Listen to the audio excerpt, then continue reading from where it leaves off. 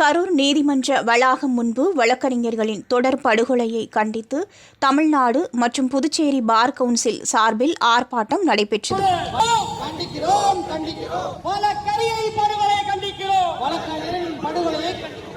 கரூர் மாவட்ட நீதிமன்ற வளாகம் முன்பு தமிழ்நாடு மற்றும் புதுச்சேரி வழக்கறிஞர்கள் சங்க கூட்டமைப்பின் மாநில தலைவர் மாரப்பன் தலைமையில் கண்டன ஆர்ப்பாட்டம் நடைபெற்றது.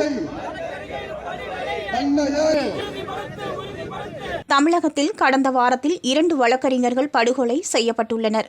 இதனை கண்டிக்கும் விதமாக நடைபெற்ற ஆர்ப்பாட்டத்தில் வழக்கறிஞர்கள் பாதுகாப்பு சட்டத்தை அமுல்படுத்த வலியுறுத்தி கண்டன கோஷங்களை எழுப்பினர். சட்டத்தை அமுல்படுத்த தாமதித்தால் விரைவில் சென்னை கோட்டை நோக்கி பேரணி நடத்தப்படும் என்றும் தெரிவித்தனர். இதேபோல கரூர் மாவட்டத்தில் காவல் நிலையங்களில் வழக்கறிஞர்கள் என்ற போர்வையில் போலி வழக்கறிஞர்கள் உலா வருவதாகவும், பார் கவுன்சிலில் பதிவு செய்யாத நபர்களுக்கு வழக்கறிஞர்கள் என்ற தகுதி இல்லை என தெரிவித்தனர்.